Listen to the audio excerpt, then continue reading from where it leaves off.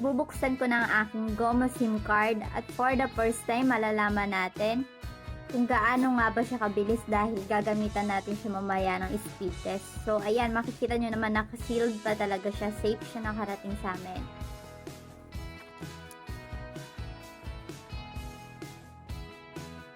Get ready, GOMO! Ayan, kung makikita nyo, 5G pala tong ating GOMO SIM card.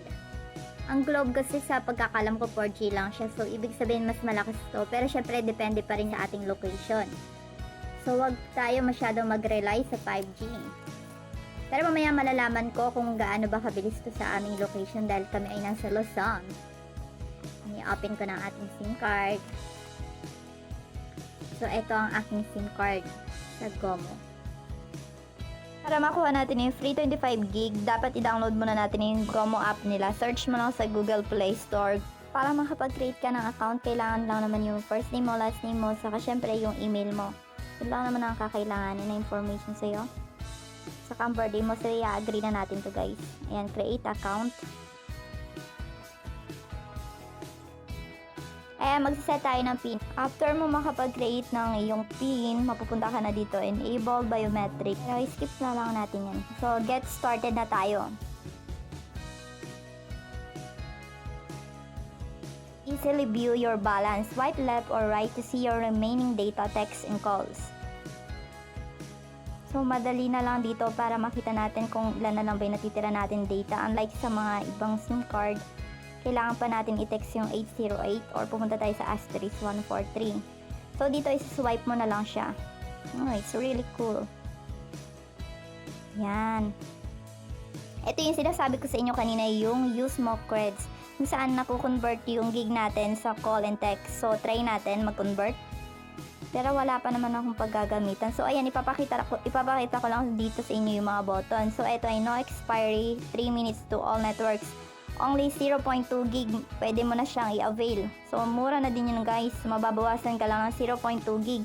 Magkakaroon ka na ng no expiry, 3 minutes to all networks. Ang ganda nun.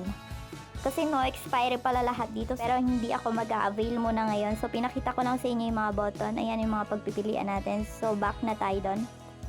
Ayan, kung mapapansin mo dito sa may lower part ng ating GOMO app, ito yung shop. So, kinilik ko lang siya.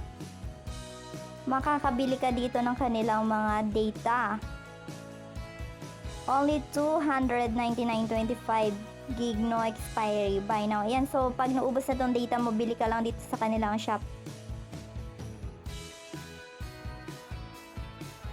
So ayan, ititest na natin ang kanilang data guys. Patayin ko lang ang aking wifi at gagamitin ko na si GOMO. Alamin na natin kung matulin ba. Ay, mag-speed test na tayo guys. Malalaman natin kung mabilis ba ang connection namin dito sa Luzon. Ay, kung mapapansin nyo, yung ping ko, ang taas to, 264.27 ms. Eh, ang minimum lang nito, between 50 ms and 100 ms. Ibig sabihin, average yung ping mo. Eh, eto 264, pumalo ng 264 to guys. So, mataas. Responsive talaga yung connection natin. Kung kasama ko dito nakikiteter din siya yan, no? So wala naman kami nakikitang pag-slow ng internet connection namin.